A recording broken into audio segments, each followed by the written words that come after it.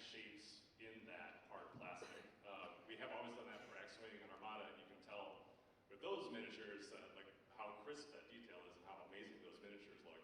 And moving into that same material for our organic shapes and for our little dudes, I think you're really going to be able to see that same level of detail come through. And really, that's the thing that's like the biggest advantage of it for sure.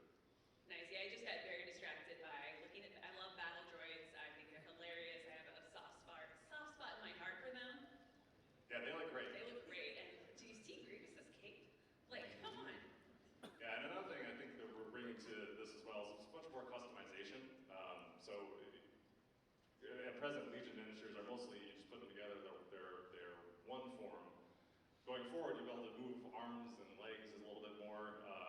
Grievous, for example, he comes with several different configurations. I don't even know how many total there are. Well, technically 4, I guess you could actually achieve. He's got 2 lightsabers, he's got 4 lightsabers, he's got a lightsaber and a sword, he's got a cape that can come on and off. So yeah, there's a lot of different options there. Very cool. It's awesome.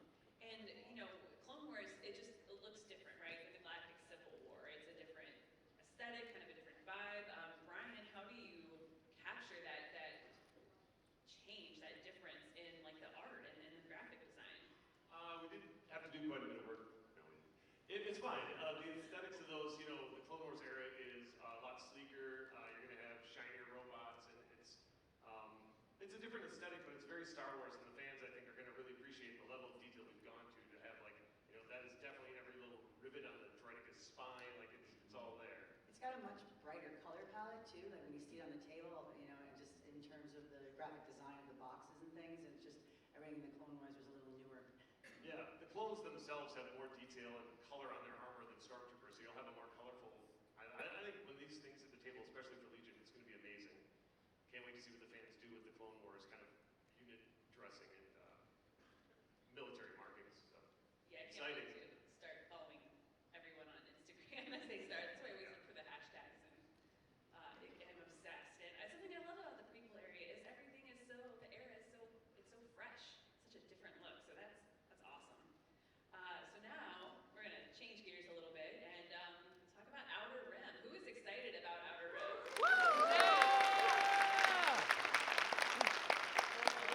We can hear more details about it. So it's awesome. Molly, so it's recently announced. You have a demo available in your booth. What new ground? What are you doing that's fresh and different with Outer Rim? So this is our first board game that's really set outside of the Galactic Civil War. This is taking place on the fringes of space. We have the smugglers, bounty hunters, people who are just doing jobs, trying to just make a living as just individuals living in the galaxy. You get to play some of your favorite fringe characters. We've got Han Solo, Lando Calrissian, IG-88, Dr. Aphra. Yes. Oh yeah, it's really fun, and I really love that you can meet a lot of your other favorite characters among the contacts that you'll see in the galaxy, and you can also turn them in for credits if that is how you want to take it. We have the dice we use for combat are actually X-WING dice that are in a marbled gold with black pips, so they look super luxe and sweet. The board is modular, and you can change it up the different places that the planets will be depending on how you want to play your game. And finally, we're really excited that you have multiple paths to victory. So in a lot of our board games, there's like Rebellion and things. There's kind of 1 or 2 ways you can win, but really there's one main focus that you're trying to do. But the ways you can earn fame in Outer Rim vary from completing jobs to actually seeking out bounties and turning them in, or getting rid of them. And also, smuggling cargo, becoming the most famous person in the galaxy. Tony Vanchi and Corey Kineska did a great job designing this, and I think it is fresh, and you are all really going to love this game. Yes, please round of applause. You didn't know I was going to make you this much audience participation this early in the day, did you? So this is a new game. I would imagine developing a new Star Wars game anytime has a lot of exciting opportunities and difficulties. Andrew, what do you have to think about every time you go into this mode of starting a new game? Well, I think it's the same mode we go for with all of our games. Is that we put a high premium on theme. So it's what we're doing is like really look at the theme, look at the property, if it's licensed or if it's a internal property, and just kind of dig into like what portion of the IP do we want to explore, then think about how we can best represent that in the board game or a card game or whatever. And so in Art of Rim, a perfect example is like you mentioned, it takes place like outside of the Galactic Civil War. Well, the Galactic Civil War is still happening, Right. but we made a conscious choice to not let that be at the forefront of this game, unlike a game like Rebellion or Imperial Assault, where that's an ongoing thing that you're always having to contend with. So there are like Rebel and Imperial patrols kind of flying around here, but they're almost in the background. yeah, but they're almost just as equally antagonistic to the players Right. as like the Empire would be in something like Imperial Assault. So when we started exploring this game, it's really just trying to think like, all right, how does it feel to be a smuggler or a bounty hunter, and trying to capture that experience, that more like individual adventure as opposed to being part of a larger organization. And then just watch it come to life. Like, we have amazing designers who can then take those themes and then turn them into mechanics that really reflect them really well. That's awesome. So you get to be a bounty. Oh, go ahead. Well, I was going to say, one of those mechanics is on your player board, and depending on the different jobs you do, you develop reputation with the different factions, like the Rebels, the Imperials, the Hutts, and the Syndicate, and they can either be neutral to you, feel positively about you, or feel negatively about you, and then that's going to change what encounters you have out in the galaxy. So if you have positive reputation with the Imperial faction, you can actually move through those patrols and they won't bother you. But if they don't like you for whatever reason, maybe you did a job for the Rebels and now they are out for you, you're going to have some trouble when you have to encounter them. That's fun. I like the thrill of that, you getting to play those roles without anyone actually chasing me into leadership and trying to shut me down.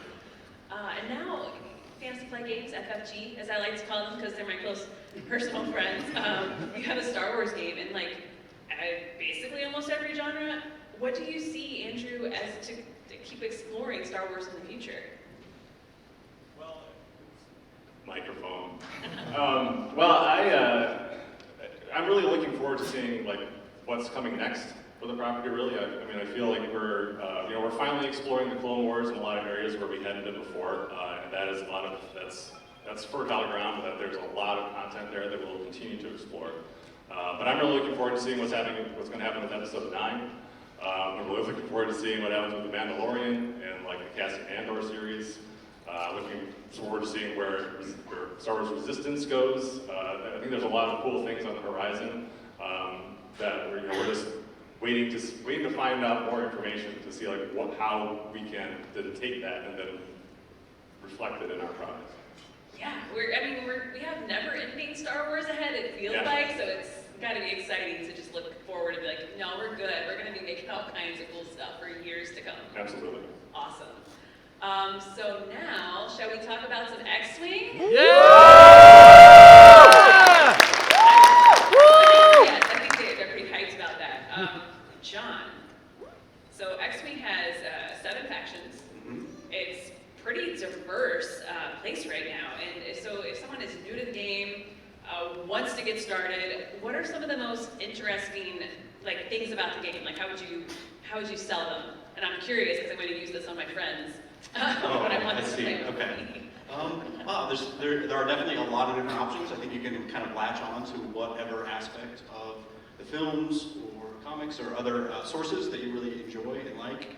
If you want to get in on the ground floor, I think the Clone Wars releases are a great place to start, especially with the starter faction boxes that we have. So we have so many plans for X-WING and expanding the game. We're going to touch on that here in a little bit. Yeah, I'm super excited about the future. I think there's just so many different avenues that people can go. Huge diversity in the number of ships that we have available now, and we're just going to flesh out all the factions and just add more and more stuff. More is always the best answer, I think, so that's awesome. And Brian, as you come in, the game's, was it 2nd edition? Updating the look and design of the ships. every time we go to do a ship, we decide, we take a look at the old one and see, hey, can we do something better? There's some slight details some people might not even notice on, like, Slave 1 got kind of an updated paint scheme. We corrected some of the minor cracks. I mean, that's the level of detail we put into these miniatures. We're like, all right, this paint could be a little bit better, a little more accurate to the film. I feel like this crowd probably They notices didn't notice it. Other ships get much more radical upgrades. We'll do things like kind of just redo the sculpt for the Y-Wing, the classic Rebellion era Y-Wing, because when we did the first one, it was one of the first ships we did, and we were like, we could do a better job. So it's just kind of depends. We evaluate each one as it comes up and try to figure out a way to, can we improve this in some way for the customers? So. And I think like functionality as well, like as we get more information, I think a great example is the Fang fighter. Like when we did that ship the first time around, we were just working off of just basic concept artwork. We didn't actually know how it flew or how it functioned. Then when I saw it in the cartoon, I was like, oh my gosh, like those wings pivot. We should be doing that.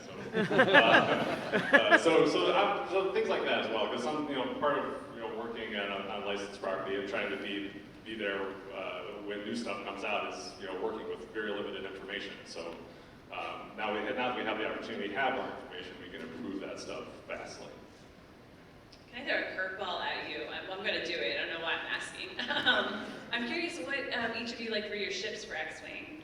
After the ships, have you had ones that you just loved working on and like you're just so proud of to see the finished item?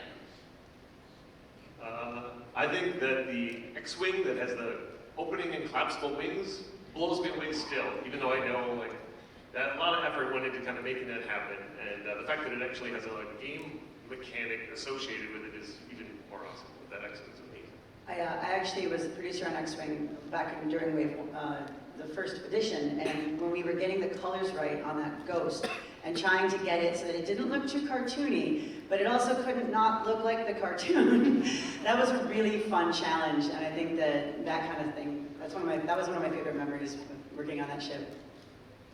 I think mine is probably the skirt. I actually really like how that one turned out in particular. I really like a lot of the scum and villainy aesthetics and the look of all that, and I think that we did a really good job on that paint job in particular. Yeah, for me, I think it's the Imperial Raider, because that was one that we were able to design we had the opportunity to design a new, large ship in the universe.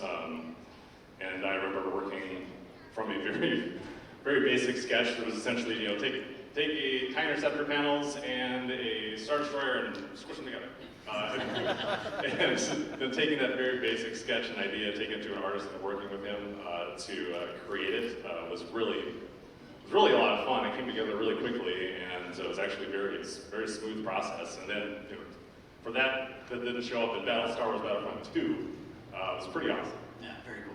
That's really cool. Okay, well thank you for indulging me in a walk down memory lane.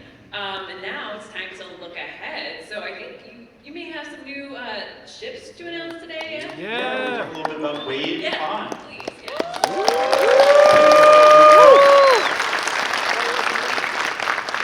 So Wave 5 is primarily based on expanding out some of the Clone Wars factions to start off with, and then we have some exciting news after that. So first off, we'll start off with the first ship for the Separatists. We have the Nantex class starfighter. Oh, did you hear that? Yes. So it's a Geonosian craft that is very, very maneuverable, very agile. It has a native bullseye arc on it. You notice that the firing arc in the front of it is a little bit different than normal. It also has a turret associated with it as well that only rotates 270 degrees, so the rear portion of it does not allow it to fire backwards. It is going to offer a very maneuverable, a very fast and hard-hitting ship to the Separatists that will complement the faction quite nicely. In addition to that, we have a new ship for the Republic, the BTLB Y-Wing, which will enable players to bring ordnance to the Clone Wars factions, specifically the Republic. Also included in here is the Electro-Proton Bomb, which you guys might remember from the Clone Wars. Awakened the Zilla Beast, if I remember correctly. Show hands. Yeah. Okay. Good. Yeah, so this will add a whole new ship to that particular faction that will really kind of diversify what it can bring to the table. That's the game right there. So those are the two new ships that we have for the Separatists and the Republic, respectively. And kind of the exciting thing that we've been waiting forever to talk to people about is the next bit coming up. Oh, which, I'm sorry, we forgot about some of these guys. We have re-releases of some existing ships. So we have the Inquisitor's Time, which is going to bring some more Force users to the Imperials. We have a new paint scheme for the M38 Interceptor, which is in the Black Sun, so that'll add like a new kind of diversified paint scheme, which I actually really like in comparison to the HUD cartel scheme we had previously. Then we're also releasing the Punching One, which bring Dengar back into it. And my personal favorite is we're re-releasing the Ghost. The most exciting thing I think about this is that Phantom 2 actually is packaged with it, and it actually nests in the back of the ship. Woo! Yeah! We're very, very excited about that in particular. We've also re-engineered the peg on it to be more supportive and hold up the ship quite a bit better.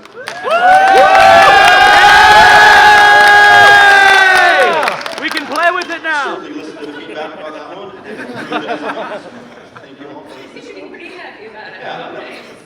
Clear peg, one of the biggest resounding successes. Great. No, it's, Okay. Cool. So this is the basic lineup of ships that we have. Existing re-releases of older ships, and also some new stuff for the Separatists and the Republic as well. And then the next little bit is the thing that I was talking about a little bit before. So coming up next, we're going to.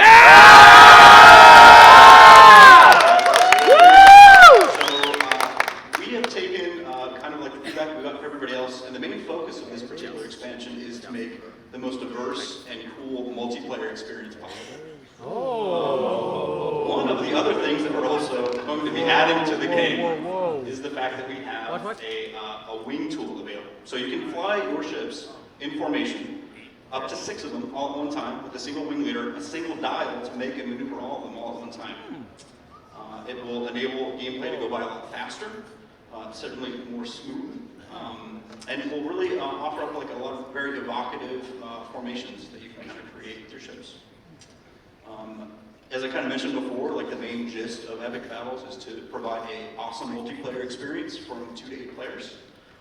And included in that, to kind of realize that storytelling aspect is we're including 11 scenarios in it as well that will really make your gameplay experience quite a bit more diverse and focused on the story.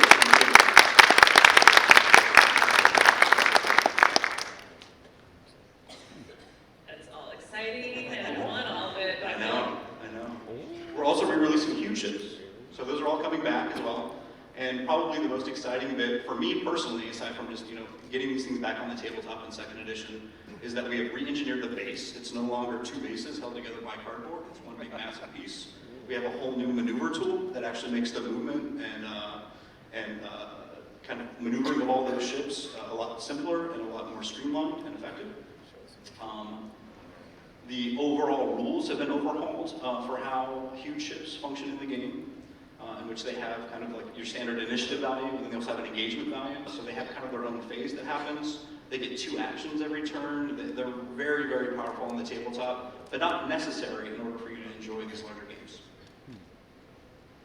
Awesome. I'm basking in it all, okay? I'm excited. That's great. So can we get just a round? Yeah.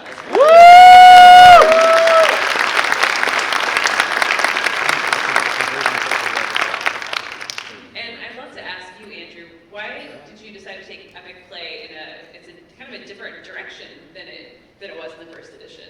Yeah, no, so when we did Epic Play the first time around, we were all just very excited at the opportunity of doing the X-Wing miniatures game, and we didn't really consider the possibility of doing really huge ships when we designed it. But then we're like, oh, we should do some big cool ships because they're cool. They are. But in doing that, we didn't have, I would say, the best rules solution for how to use them on the tabletop. So when we went to do 2nd edition, I really wanted to take that opportunity to do it more intentionally this time around, which is why we kind of waited as long as we had. because we wanted to develop it separately and make it the multiplayer focus, and have it really give people a different way of playing the game that was just as fun as playing regular core set, which I don't think you can. Maybe some people like the old rules just fine, but personally, I think this one is far, far better, far more intentional, much more fun experience. And yeah, it really is just about bringing more intention to the game design for the huge ships and for the epic play. Like John said, you don't actually need huge ships to play in epic, but they obviously that's where they find their home. Yeah, they'll enhance your experience. Yep. Cool. So who's ready to talk about some Armada? So we're going to kick off with a question some of you may have as well. At Gen Con last year, Andrew, you announced the Super Star Destroyer for Armada, but it's not out yet. It's not. So tell us about that. And probably what nobody really knows is that, I've been outside of Gen Con. We have already, up to that point, been working on that ship for about 2.5 years, maybe. We sculpted it once, threw it out, did it again, I think threw that one out, and then did it one more time. Throwing in the trash. Yeah, and that took a very long time just to go through the process of creating that digital model.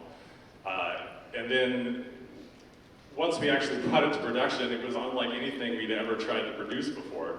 So I think it ended up being approximately, I would say, 10 to 12 times the amount of tooling that we've done for anything prior. That's significant. It is significant because each of those tools takes a significant amount of time to make. So that kind of set us back a bit. And it's also, I don't know, how many pieces is it? Like 200, something like that? I think it's something like 200 different parts that have to get glued together to assemble it, each one. Yes, $1 per piece. So that takes a long time. So it was very ambitious for us to try to do this, and I think we just didn't quite know how long it would take to make, unfortunately. But it is coming. It's coming this summer. I've been told it should be here very soon. So yeah, summer will be here before you know it. So yes, it's on the way. Be patient, you must. I've seen the sample in packaging, it looks great. And it's our booth, the actual production sample, if you want to come check it out. Nice. And can you remind me your booth number, or remind everyone? What is our booth number? 4018. What? 4018. Thank you. So now everybody knows 4018. We have a lot of cool stuff to go. 4318. 4318. Look for the fans. Right inside the doors. Woo! Great. So, while we're on Armada, John, you guys recently announced a Rebellion in the Rim at Adepticon. Yeah. Which is awesome. And it's a second campaign expansion for Armada. And how is this campaign going to be different from the Corellian conflicts? Well, it's focused on a wide variety of scale. So the fundamental part in playing it is you're playing with 200-point fleets, and it can scale all the way up to 400-point, standard size. There is a new map and a mechanic involved in there that allows you to kind of take over strategic planets to give your commander new benefits. It really allows you to kind of tell a story as you're going through and playing it. And there are kind of pivotal acts at the end of each series of games, which are multiplayer battles, which will allow you and your friends to get together and plot and conspire to try to defeat the opposing side. We're super excited about it. So we just played through it not too long ago. It was a blast. I want to ask about that actually. When you play through a new campaign like that, do you just try to poke as many holes in it while you're playing as you can? What's the process like? Well, yeah, definitely. I mean, we have a whole pool of testers that certainly go through all that stuff as well, but we try to play all this stuff internally just to get a good feel for it as we're going through and playing it all. So I think that we just try to make a giant list of what was really fun, what was cool, how can we make it even better as we go through the process and just try to iterate and make things as best as we possibly can. That's cool. Do you take applications for those jobs? Just testing those? Yeah, I can even contact information. Good to know. So we have the Super Star Destroyer coming this Summer, it's on the way. Rebellion in the Rim is just announced, but what else? Can Armada fans look forward to anything else? Yeah, I think so. Andrew, you got anything to say? Oh, sure, yeah. So we have 2 new ships coming, hopefully by the end of this year. One for the Imperials, one for the Rebels, of decent size. So that should be cool.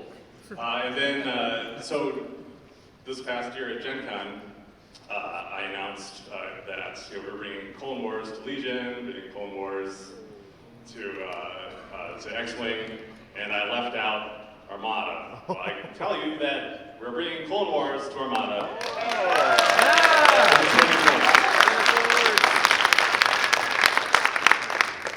It's going to be awesome. Clone Wars is like my Star Wars, so this is basically the best way to start the day. This is great. All the Clone Wars. So we have that to look forward to. And now we're going to take a look at what's coming up and what's going on with Star Wars Destiny.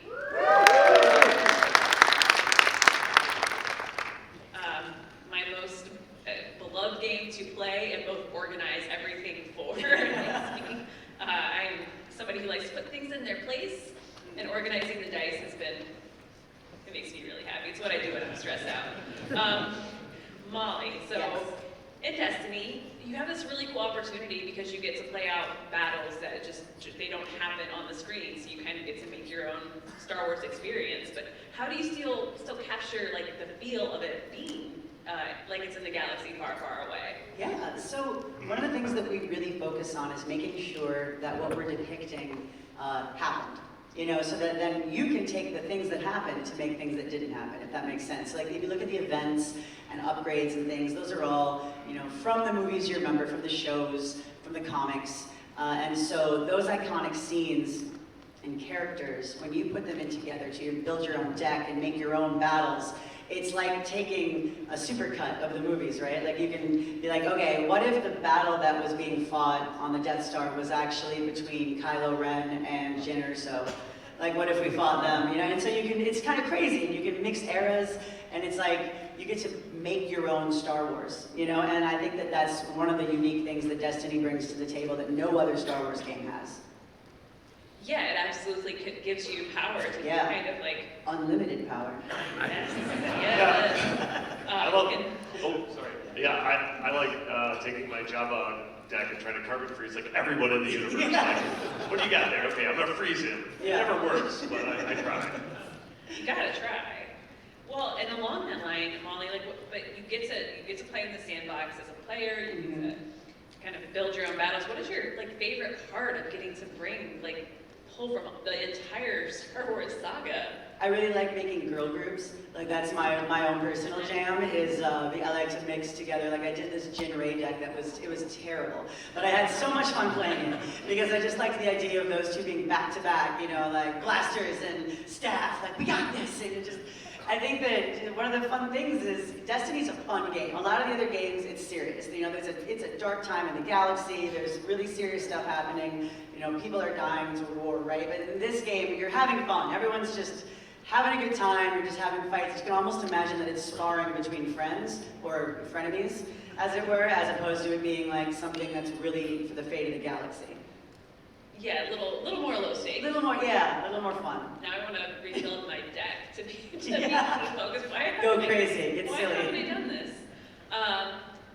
And Molly, I'm pretty sure Star Wars Destiny has some exciting new things happening. Yes. Would you like to share? I would love to. If you've been to our booth, you may have already seen this, but we'd love to announce Set 8, Spark of Hope, is going to be coming out. Yeah.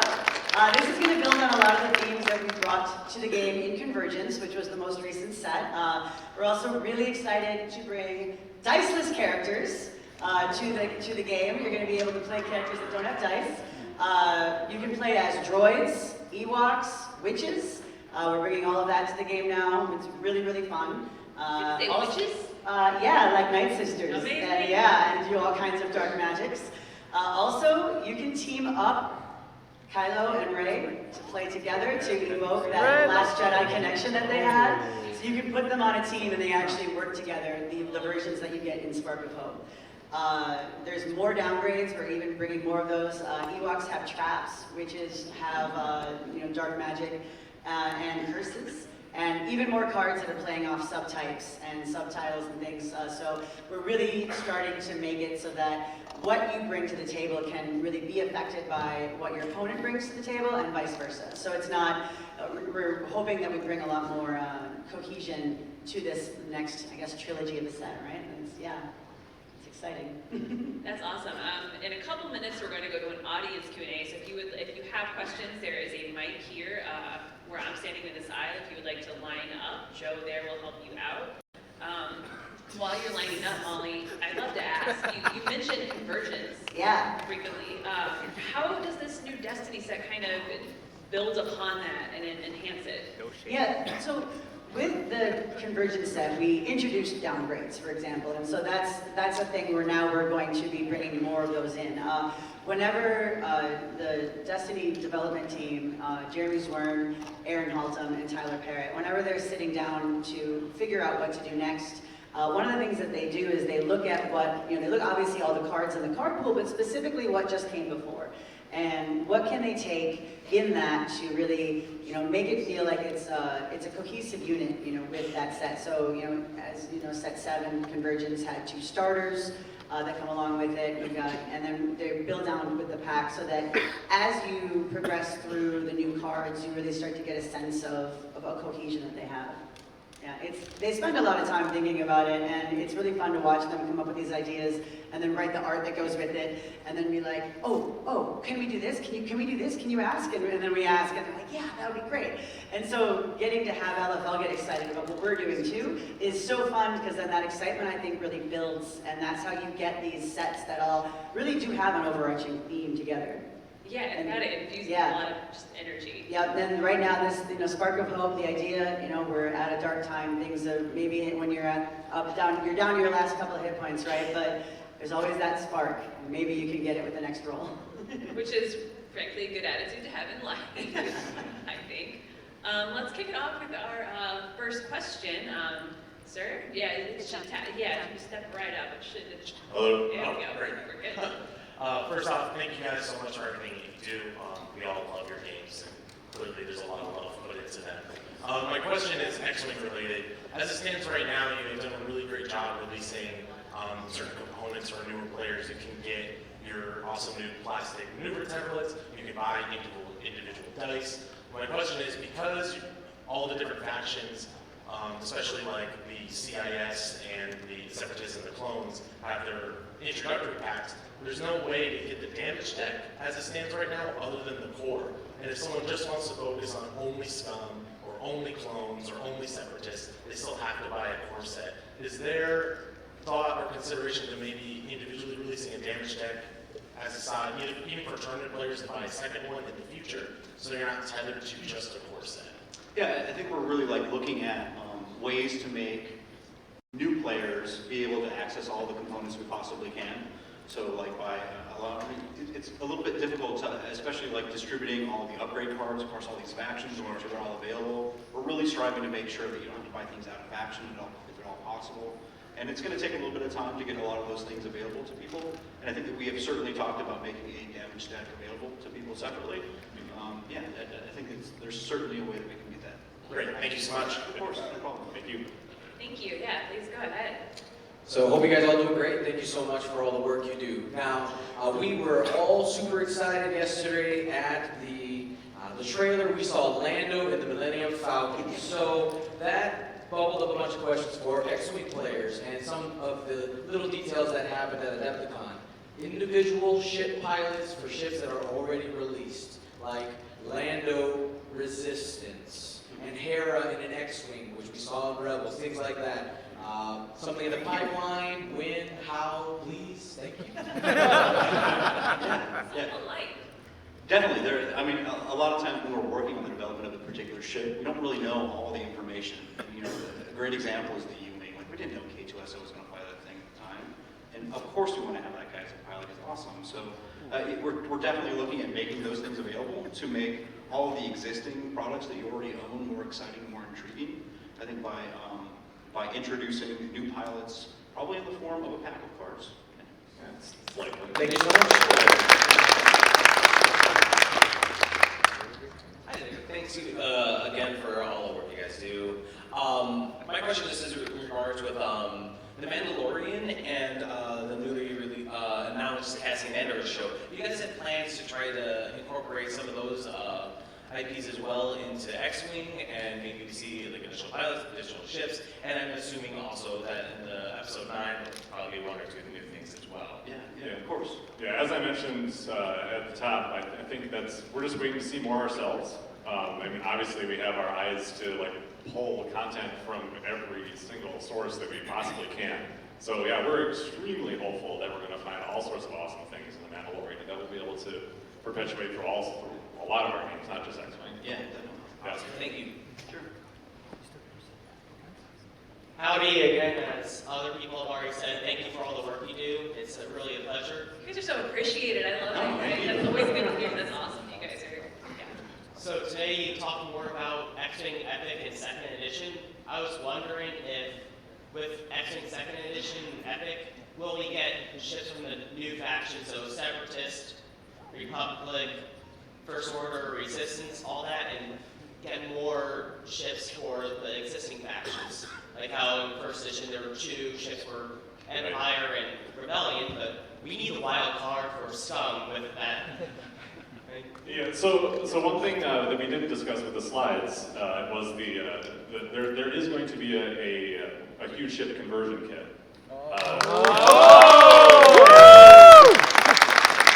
And one of the really cool things about that conversion kit is that we were given permission to allow for the existing huge ships to function for multiple factions. So, yeah. So it'll be, so obviously we have plans and hopes to do huge ships with the new factions, but as you can see with the Superstar story, those things take a lot of time. So it'll be a while. So in the meantime, when you pick up the conversion kit, you'll be able to have ships for each of the existing factions right out of the box. Thank you very much. You're welcome. Hey guys, as everyone said before, just thank you for being faithful to the fans and just giving us what we've always hoped for and wanted, just pleasing us because we can be kind of rowdy. But yeah, I have a question about Star Wars Legion, and as we went over earlier, Clone Wars is here in Star Wars Legion, which is so exciting, so much fun, it's going to be awesome. But for Rebel and Imperial players, people that really want to expand on those factions, are Rebel and Imperial unit expansions going to be kind of on hold because of the new factions coming out? Okay, so we are still getting more incredible units. Definitely. Okay, sweet. Yes.